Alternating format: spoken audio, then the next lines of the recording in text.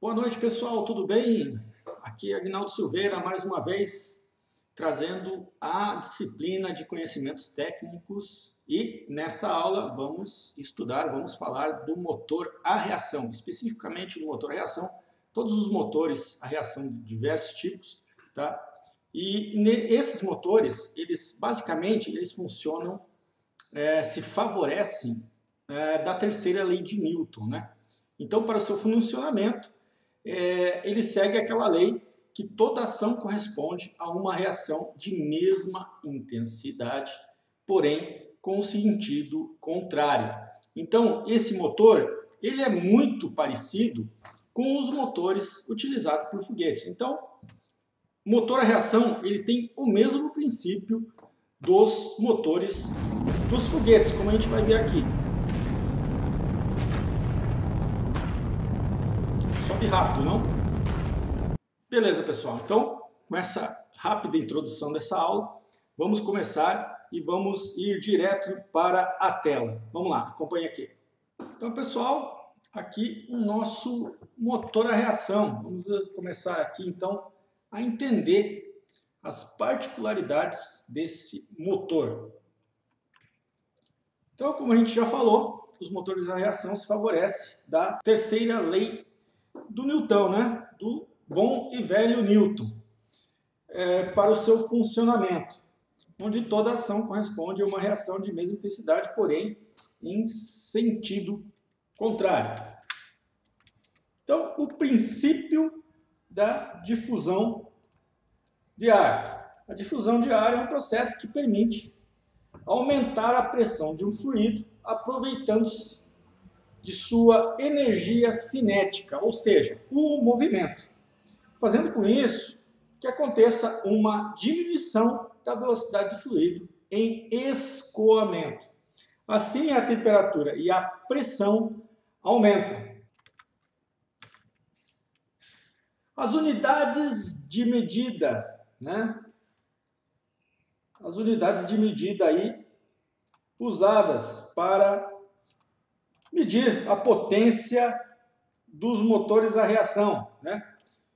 A gente usa duas, a libra por força, né? Ou quilograma por força. Então, LBF ou o KGF. Essas duas medidas aí são usadas. Fatores que influenciam a tração. Então, a pressão atmosférica influencia, a temperatura atmosférica e a umidade relativa do ar. Então, quando a altitude é menor, a densidade é maior. A temperatura, quando ela varia para baixo, quanto menor a temperatura, maior a densidade. Então, ao contrário, quanto maior a temperatura, menor a densidade do ar. Então, é inversamente proporcional. Quanto à umidade, é a mesma coisa.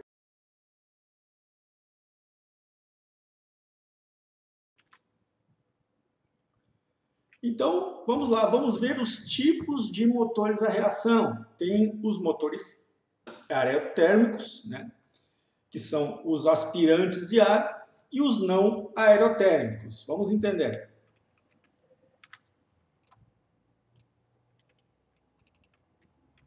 Então, a classificação dos motores aerotérmicos.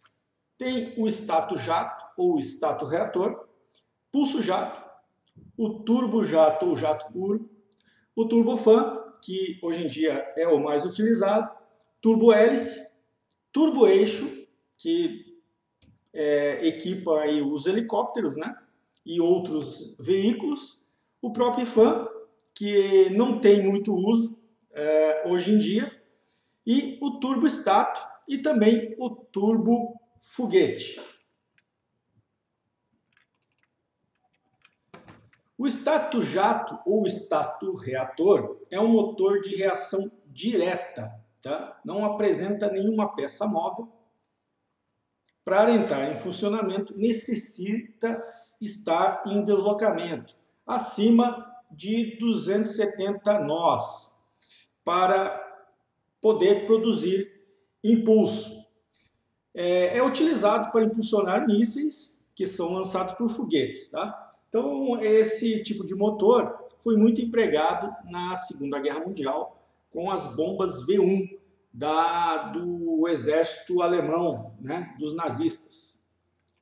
Se vocês derem uma pesquisada aí, vocês vão ver esse tipo de motor em funcionamento na bomba, né, no míssil, né, de cruzeiro, o primeiro míssil de cruzeiro que foi inventado, né, que entrou em operação aí, a V1, né? Bom, o turbojato. O turbojato são motores a jato cuja força propulsiva é obtida pelos gases do escapamento. Porém, podem apresentar compressor simples ou compressor duplo, tá? E também são conhecidos como jato puro. Os reatores turbofan, por sua vez, são os mais utilizados na aviação comercial. O fan é responsável por 30 a 75% da tração do motor. Oferece maior economia de combustível e menor emissão de ruídos.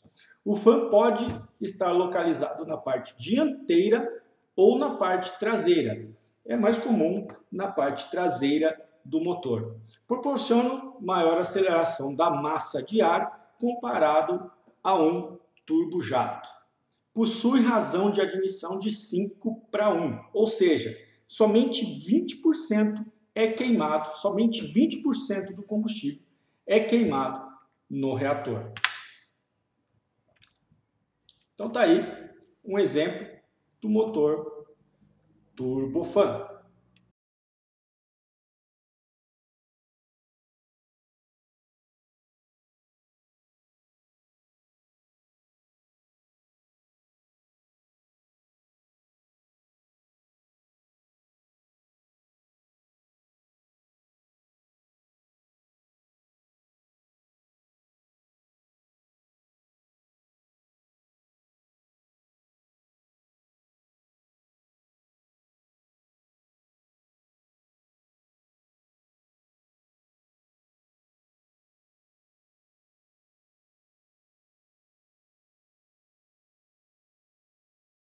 O motor turboeixo são motores de reação mista com um princípio de funcionamento semelhante a de um turbo-hélice. Possui uma turbina livre para acionar dispositivos que não sejam hélice.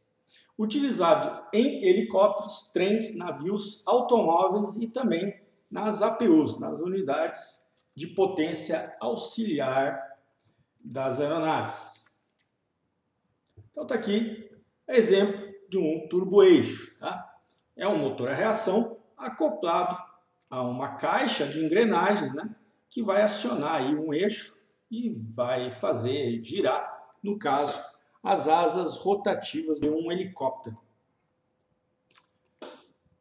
De um turboeixo. Tá? É um motor a reação, a parte traseira aqui é um motor a jato, porém aqui está o disco, no caso, o acoplamento da caixa, né? O acoplamento do motor no seu sistema de transmissão. Tá? Então pode ser uma caixa de engrenagem, pode ser um eixo, né, de transmissão, porém, isso aqui é um exemplo do motor, provavelmente do motor de helicóptero, onde se faz aqui a conexão através desse dispositivo aqui. Então, passeando aqui pelo nosso motor a reação, chegamos aqui ao prop fan.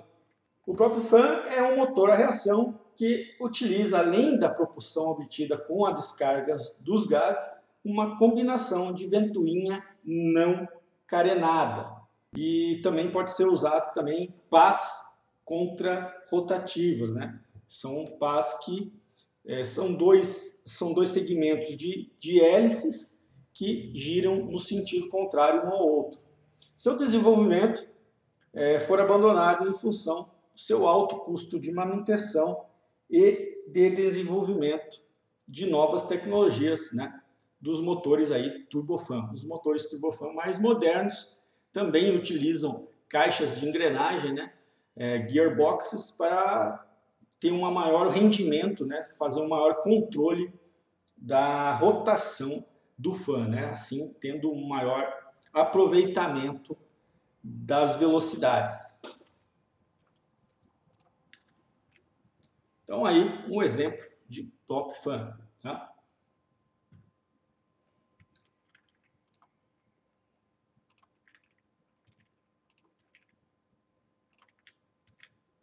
Então, nosso item seguinte é o sistema de indução. O sistema de indução ele proporciona fluxo de ar livre de turbilhonamento para o motor. Tá? Tem por finalidade captar e canalizar através de um duto apropriado o ar para o motor. Então esse aqui é o formato Pitot, utilizado em aviões de velocidades subsônicas. Sua principal característica é o pequeno comprimento. Eficiência comprometida em velocidades próximas do som. Então, é mais indicado para aeronaves subsônicas. Próxima forma aí é a forma simples entrada, tá? Utilizada em motores de fluxo axial. Perdas de energia de indução diretamente proporcionais ao tamanho do duto. A forma de dupla entrada, também conhecida como entrada dividida, é utilizada em arquitetura de aeronaves que exigem formas específicas devido à sua finalidade. Por exemplo, aí, os caças, né, que permite, né, uma melhor difusão do ar. Então, esse formato aí é mais utilizado nos aviões militares, nos caças, né? E, por fim, aí a boca de sino, a forma boca de sino, que são utilizados aí exclusivamente em ensaios de certificação de bancadas de testes. Apresenta perdas desprezíveis devido ao seu formato. É equipado com uma tela protetora para prevenir ingestão de partículas durante os ensaios. Beleza? Agora vamos falar então dos compressores, né? Primeiro aí o compressor de fluxo axial. O fluxo de ar flui numa direção paralela ao eixo do motor. Então, o ar flui por aqui, entre as aletas, né, do rotor.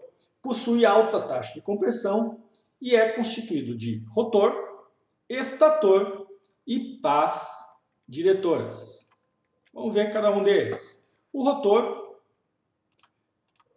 é a parte girante, né, do compressor. É constituído por discos fixados entre si e ligados a um eixo.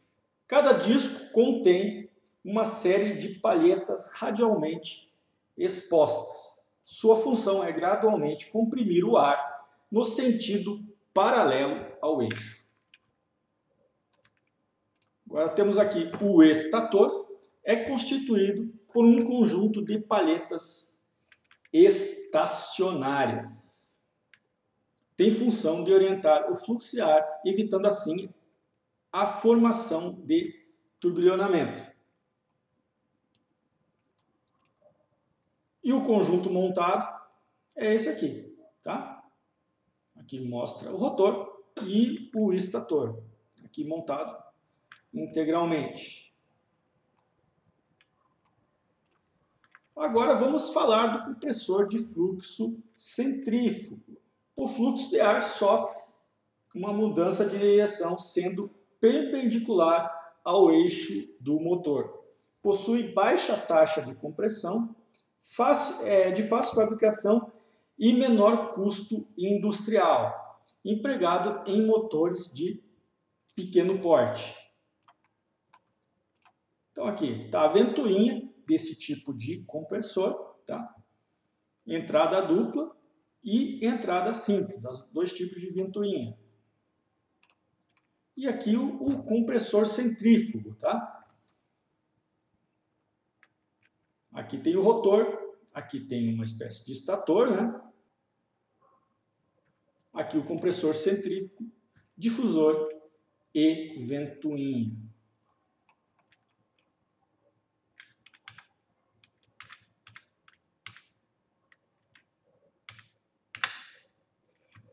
Então, vamos ver um fenômeno aqui que não é muito bom para um motor a reação, que se chama o stall de compressor. É uma condição de funcionamento instável do compressor, que provoca perdas de rendimento, diminuição da taxa de compressão, com consequente redução da pressão fornecida pelo compressor. Ocorre ao fluxo de ar ao redor das palhetas sofrer turbilhonamento e, com isso, acarretar na interferência da continuidade do fluxo para o restante do motor. Então, as causas aí do stall são pela formação de gelo no duto de admissão, manobra em voo, tá? Mudança brusca aí da atitude e ângulo de ataque da aeronave, né? Que pode causar uma interrupção do fluxo de ar para o motor, danos causados por ingestão de pássaros, combinação de sangria e variação do ângulo das pás do estator. Também é caracterizado por forte som do tipo bang bang, e também provoca aí aumento da temperatura na turbina e vibração e barulhos. Então, aqui eu tenho um exemplo, trago aqui um vídeo para vocês de um stall de compressor.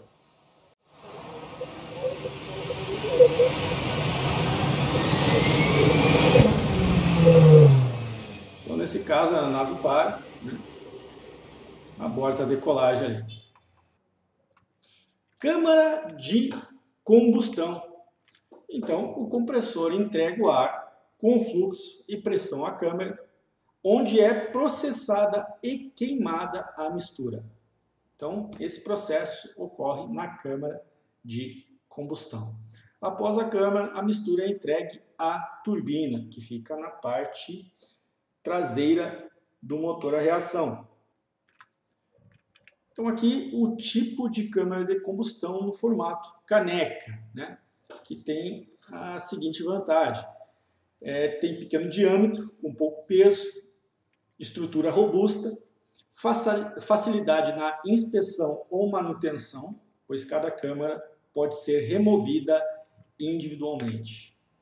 Tem os do tipo anular, que permite melhor mistura, maior espaço e maior tempo para o combustível e o ar se misturarem. E tem a canular, que agrega as vantagens dos dois tipos anteriores, tá? Então, a canular tem aí a caneca e o tipo anular.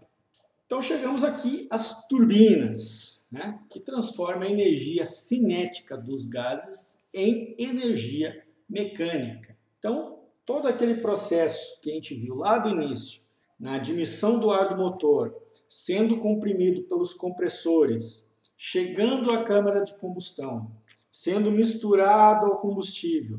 Agora é a vez desse dispositivo aqui, a turbina, receber esse ar comprimido, acelerado e quente para fazer, né, para usar a energia cinética desses gases para fazer o motor girar, tá?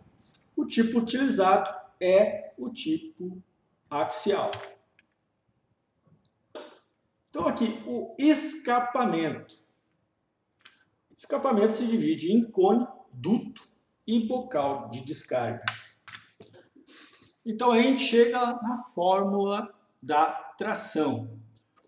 A fórmula da tração que tem aí por objetivo você chegar num valor de tração do motor. Então, T é a tração, P é a pressão de saída, né, a pressão de saída no bocal do propulsor. O P0 é a pressão da entrada, o A é a área do bocal do propulsor, o W é o fluxo de peso, né, é o peso do ar, né, admitido por esse motor. V2 é a velocidade de saída do bocal do propulsor, V1 é a velocidade de entrada, né, é a velocidade do avião no ar. E o G, logicamente, é a aceleração da gravidade, que corresponde a 9,8 metros por segundo ao quadrado. Tem essa fórmula simplificada também, tá? Que aí tem o T, tração, é igual a M, fluxo de massa, V2, a velocidade de saída do bocal do propulsor, e o V1, a velocidade de entrada, né? A velocidade do avião aí. Então essa é a fórmula simplificada de tração. Então, pessoal, essa foi a aula, né, de motor a reação e convido aí vocês a visitarem o site da Econ, assim como as redes sociais, né? Estamos aí sempre à disposição. Deixe suas dúvidas aí no comentário. Se tiver alguma dúvida a respeito dessa aula, já deixa no comentário aí. E estamos sempre à disposição nas redes sociais. Convido vocês a seguirem a gente por lá. Beleza, pessoal? Então, até a próxima aula.